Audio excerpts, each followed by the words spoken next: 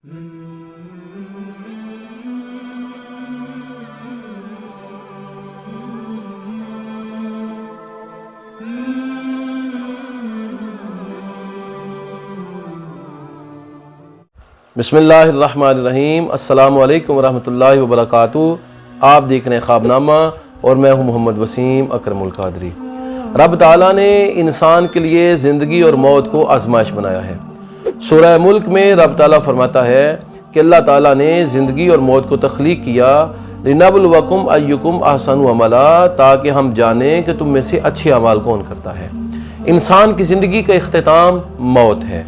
इस ज़ारी ज़िंदगी से दूसरे जहां में मुंतकिल होने का नाम मौत है। इस जहां से दूसरे जहां में इंतकाल का नाम मौत है। सांसों की डोरी के ख़त्म होने का नाम मौत है। जब इंसान पर मौत आती है तो शरीयत हमें क्या बताती है, किस तरीके से मौत आती है, रूह कैसे कब्ज़ होती है और इंसान के ये आखिरत का सफ़र कैसे शुरू होता है। नबी अलैहिस्सलातु व तस्लीम की अहादीस से ये बात साबित है कि मौत का फरिश्ता हज़रत इज़राइल अलैहिस्सलाम है। वो रूह कब्ज़ करते हैं। 15 फरिश्ते हैं जो मौत के वक़्त इंसान के पास आते हैं।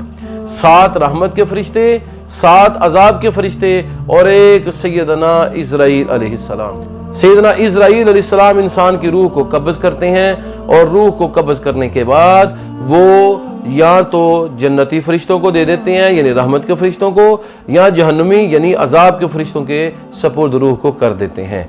नबी अकरम सल्लल्लाहु अलैहि वसल्लम की अहादीस से ये बात साबित होती है कि इंसान की रूह उसके सर की जानिब से निकलना शुरू होती है और फरिश्ते रूह को निकालते हैं हत्ता कि गले के पास आकर रोक लेते हैं। फिर रूह को निकालते हैं ताकि सीने के पास आकर उसको सांस देते हैं। फिर रूह को निकालती है नाफ तक, फिर उसको सांस देते हैं और फिर रूह को घुटनों तक और फिर पाँव की जानिब से रूह को निकाल लेते हैं। जब रूह निकलती है तो आंखें रूह की तरफ मतवज्जो होकर उसे देखती रहती हैं। हदीस में है कि जब इंसान फौत हो जाए उसकी आंखों को बंद कर दिया करो, और आंखें इसलिए खुली रहती हैं क्योंकि वो रूह को परवाज करते हुए देखती रहती हैं। जब हजरत इज़राइल रूह को कब्ज़ कर लेते हैं तो अगर वो बंदा जन्नती और नेक होता है तो रहमत के फरिश्तों को देते हैं, और अगर बुरा होता है तो वो जहन्नम के अजाब के फरिश्तों को देते हैं। अगर वो रूह नेक होती है तो उसे खुशबू आती है। 7 जन्नती फरिश्ते उसको लेकर आसमानों की तरफ परवाज़ करते हैं। पहले आसमान का दरवाज़ा खुलता है और उस रूह को खुशामदीद कहा जाता है। दूसरे का खुलता है, उसे खुशामदीद कहा जाता है, हत्ता कि ये रूह फरिश्तों के साथ चढ़ दी जाती है और अर्श मुअल्ला के पास पहुंच जाती है। रब ताला उसे खुशामदीद कहता है और अपने इस बंदे के बारे में फरमाता है कि इसे आला इल्लियीन में जगह दी जाए और इसकी कब्र को मुनव्वर कर दिया जाए, कब्र को आरास्ता कर दिया जाए। हदीस में है कि जब नेक आदमी को कब्र में डाला जाता है उसके पास फरिश्ते आते हैं। वो उससे पूछते हैं तेरा रब कौन है? वो कहता है मेरा रब अल्लाह है। वो कहते हैं तेरा दीन कौन है? वो कहता है दीन इस्लाम है। वो कहते हैं तू नबी इस्लाम के मतलब क्या कहा करता था? वो कहता है कि मैं उनको अल्लाह का आखिरी नबी और पैगम्बर समझता हूँ और उनका पैगाम सच्चा है, उनकी किताब सच्ची है, उनकी तालीमात सच्ची हैं और उसी पर अमल करने की मैं कोशिश करता रहा हूँ। अल्लाह ताला फरमाता है कि सदाकत अब्दी, मेरे बंदे ने सच कहा है। इसके लिए जन्नत के दरवाजे खोल दो, जहन्नम के दरवाजे बंद कर दो, इसकी कब्र को वसअत दे दो हत्ता कि जहाँ तक इसकी नज़र जाए वहाँ तक इसकी कब्र वसी हो जाए, और जन्नत के अनवार व तजल्लियात की ज़ियारत इसे करवाओ और जन्नत की नेमतों के मनाजिर इसे दिखाओ। और उससे कहा जाता है नम का नौमतिल उरूस, पहले रात की दुल्हन की तरह सो जा।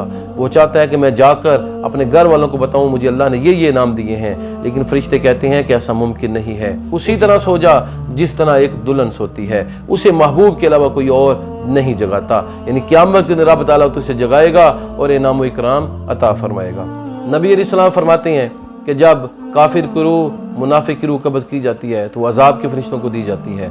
जहन्नमी फरिश्ते उसको लेकर आसमान की जानिब चढ़ने लगते हैं, उसे बदबू आती है और आसमान के दरवाजे उसके लिए नहीं खोले जाते और हुक्म होता है इसे अस्फल साफिलीन, 7 ज़मीनों से भी नीचे कैद खाने में इसको कैद कर दो। नबी अलैहिस्सलाम फरमाते हैं बुरे बंदे के मरने के बाद उसके पास फरिश्ते आते हैं, उससे कहते हैं तेरा रब कौन है, तेरा दीन क्या है, और नबी अलैहिस्सलाम के मतलब क्या कहा करता था। वो हर सवाल के जवाब में कहेगा मुझे मालूम नहीं, मुझे मालूम नहीं। जो लोग कहते थे मैं भी वही कहा करता था। अल्लाह रब्बुल आलमीन की तरफ से हुक्म आता है कि मेरे बंदे ने झूठ कहा है, इसकी कब्र इसके लिए तंग कर दो, जहन्नुम का दरवाज़ा खोल दो और इस बंदे को अजाब में, तकलीफ में रहने दो। नबी अलैहिस्सलाम फरमाते हैं फिर क़यामत तक के लिए उसके लिए कब्र तंग कर दी जाती है और उसके लिए जहन्नुम का दरवाज़ा खोल दिया जाता है।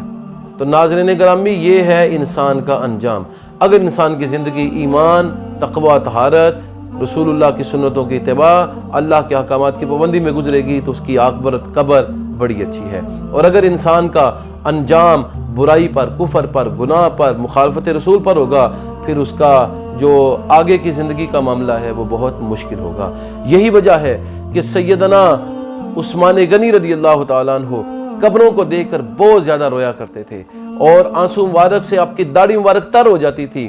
آپ کے دوست آپ سے پوچھتے کہ آپ جنت کا ذکر کرتے ہیں، جہنم کا، قیامت کا، اتنا نہیں روتے، اس قبر کے ذکر پر اتنا کیوں روتے ہیں اور اس کو دیکھ کر اتنا کیوں روتے ہیں؟ تو آپ نے فرمایا نبی علیہ السلام سے میں نے سنا تھا کہ قبر آخرت کی منزلوں میں سے پہلی منزل ہے، جو یہاں کامیاب ہو گیا آگے والے معاملات اس کے لیے آسان ہو جائیں گے، اور جو یہاں ناکام ہو گیا باقی منازل میں بھی اس پر سختی کی جائے گی۔ اس لیے میں قبر کو دیکھ کر روتا ہوں۔ تو مجھے اور آپ ہم سب کو چاہیے کہ ہم اپنی قبر کی زندگی کے لیے اپنے آپ کو تیار کریں۔ یہ دنیا جیج لگانے کی جگہ نہیں ہے۔ سامان تو ہزاروں کروڑوں برس کا ہے، لیکن انسان کو پل کی بھی خبر نہیں ہے۔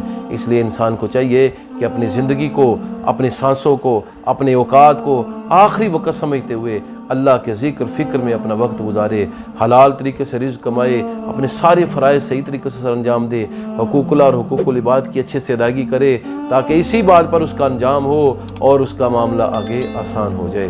نبی اکرم صلی اللہ علیہ وسلم نے فرمایا جس بندے کا آخری کلام لا الہ الا اللہ ہوگا اس بندے کے اللہ بخشش فرما دے گا۔ رب تعالیٰ سے دعا ہے مجھے اور آپ کو عمل کی توفیق مرحمت فرمائے، ایمان اور سلامتی کے ساتھ زندگی بسر کرنے کی توفیق مرحمت فرمائے، ایمان اور سلامتی اور کلمے پر اللہ تعالیٰ موت نصیب فرمائے۔